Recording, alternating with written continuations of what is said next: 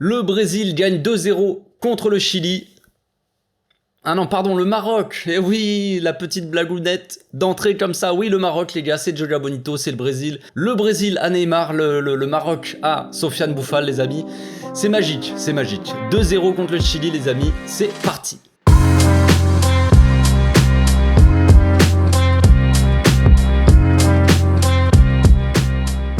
Au passage, n'hésitez pas à vous abonner, liker et commenter. C'est le meilleur moyen de me soutenir et ça fera plaisir à tonton.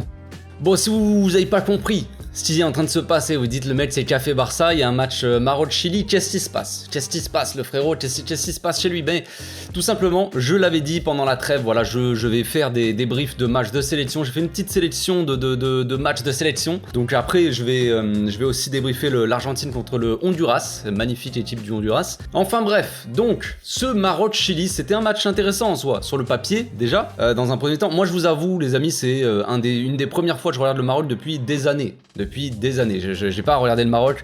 La dernière fois que j'ai dû voir le Maroc jouer, ça devait être peut-être contre la France. Vous imaginez un peu le délire. Je sais même pas s'il y a déjà eu. Ça fait peut-être longtemps. Ça fait peut-être très très longtemps. Donc voilà. Donc j'étais un peu étonné. Je savais que ça jouait bien quand même. Je sais que y a des joueurs de ballon dans l'équipe évidemment. Mais franchement, j'ai été étonné. La solidité aussi de l'équipe.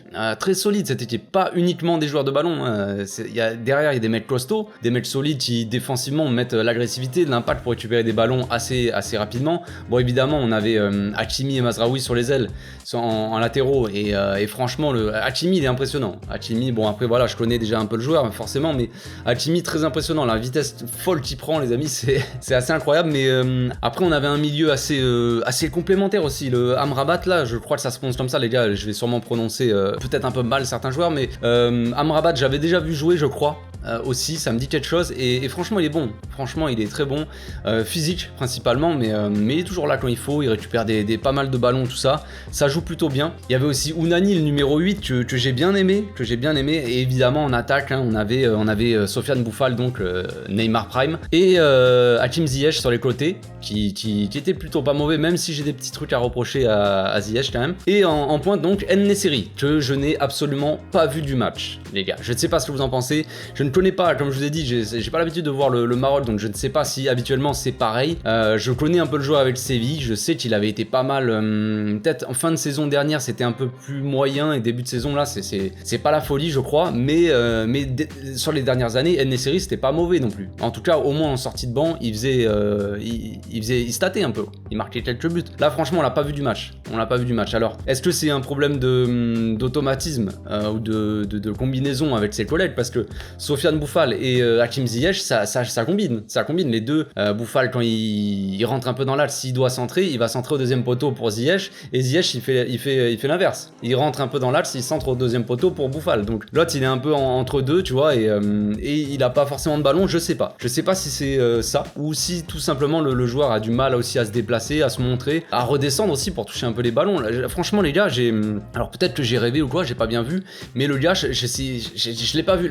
La seule fois du match où je l'ai vu, bon mis à part quand il y a eu la présentation des joueurs, c'est un moment quand le gardien Bono là, dégage et il essaie de la remettre, il essaie de faire une remise de la tête, mais il y a faute sur lui, je sais pas, un défenseur chilien qui le défonce ou quoi. Donc c'est le seul moment où j'ai vraiment vu le joueur quoi. Sinon je le voyais pas participer au jeu, je l'ai pas vu toucher les ballons, alors que quand il y a eu des remplaçants, je sais plus exactement les noms les gars, je connais pas bien l'équipe, mais le gars qui l'a remplacé d'ailleurs, qui a marqué un but en deuxième mi-temps, et ben là c'était beaucoup mieux, le mec on le voyait souvent, on le voyait un peu. Bon après la fin de match c'était n'importe quoi les gars, c'était attaque défense, ça partait dans tous les sens frère, c'était celui qui va faire le plus de dribbles, il va avoir une bonne note tu vois, donc c'était marrant. Mais bon, donc voilà, parlons sérieusement un peu.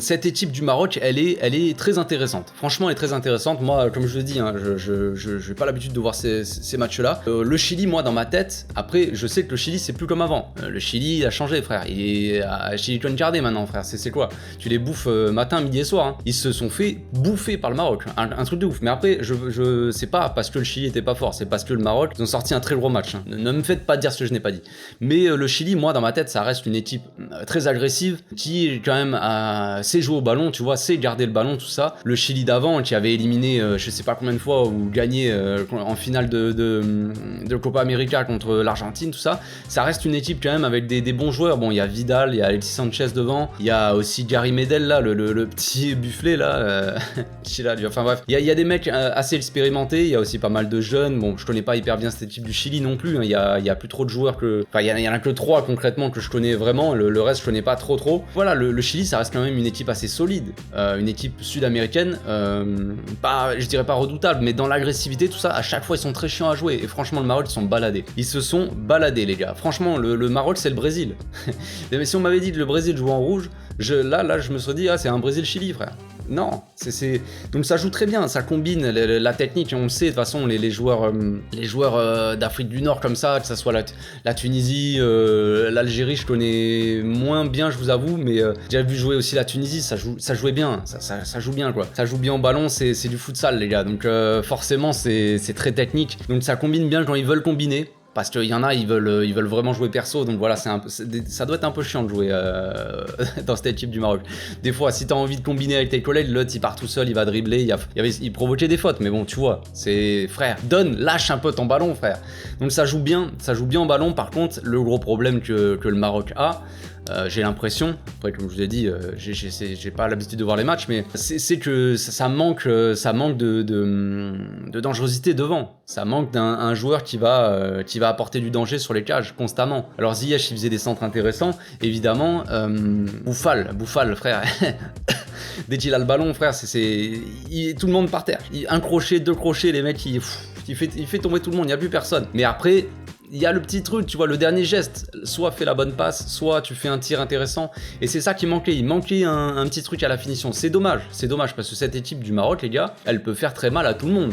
De ce que je vois là, les mecs, comme je l'ai dit, ils mettaient un pressing fou, j'ai envie de dire, et en plus je me suis dit bon, on va voir, ils vont mettre un bon pressing en première mi-temps, bon bah on va voir la deuxième, peut-être ils vont être un peu plus fatigués. Effectivement, à un moment du match, autour de la 60e, c'était un peu plus, ça a commencé un peu à se calmer, évidemment, Bouffal, tout ça était un peu moins, on le voyait un peu moins, et après avec les changements, ça s'est reparti comme, mais c'est des fous, c'est des fous, ça cavalait dans tous les sens, gros pressing à chaque fois, pressing à 3.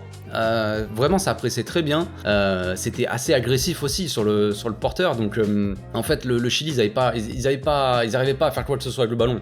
Clairement ils se sont fait étouffer, ils se sont fait marcher dessus. Le Chili essayait de ressortir proprement, ils ont vu qu'ils n'y arrivaient pas. En première mi-temps ils gardaient le ballon surtout dans leur moitié de terrain, ils n'arrivaient pas à passer la première, le premier rideau on va dire de pressing, où même s'ils arrivaient au milieu après c'était très compliqué.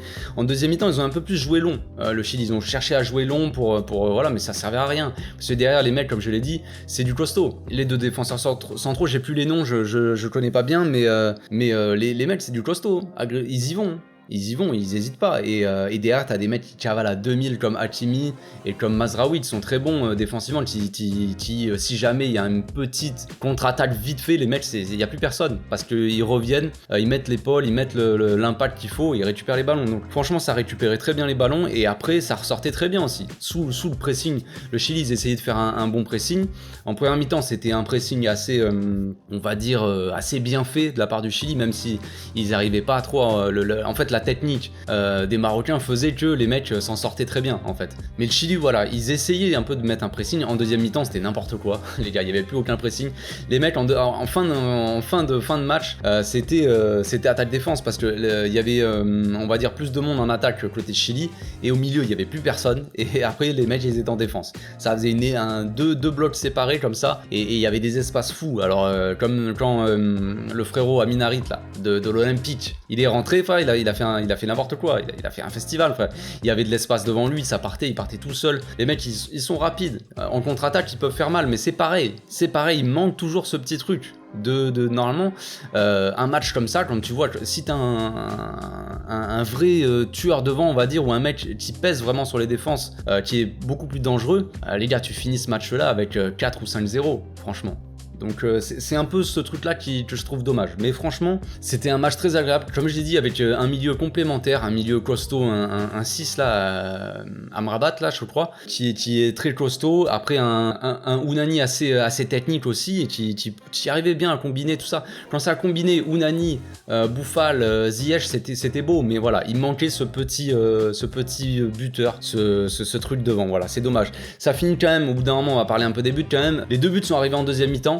Voilà, le travail paye, j'ai envie de dire. Il y a eu un but de Hakimi, je crois, sur un coup franc, une combinaison, mais hors jeu, parce que bon, le gars il est devant et tout ça, je sais pas s'il la touche exactement, mais bon, voilà, le gars en tout cas gêne le gardien, donc hors jeu, j'ai envie de dire logique. Et puis il y a eu quand même 2-3 actions vite fait, peut-être 2 actions vraiment dangereuses de la part du Chili. En deuxième mi-temps, j'ai noté Vidal qui tire sur la barre, voilà, donc c'était des actions qui sortaient de nulle part, j'ai envie de dire, parce que le Chili, ils ont bu la tasse, mais ils ont pas pu faire grand chose, mais ils ont eu quand même 2-3 actions dangereuses. Après voilà est venu le penalty, mais ça tu vois sur le penalty c'est encore une fois c'est pareil. Je sais plus qui c'est qui dribble, je crois que c'est l'autre milieu de terrain, le numéro 15 peut-être, qui va provoquer, qui a le ballon, il aurait pu tirer. Mais il va encore faire un crochet, les mecs en fait ils font trop.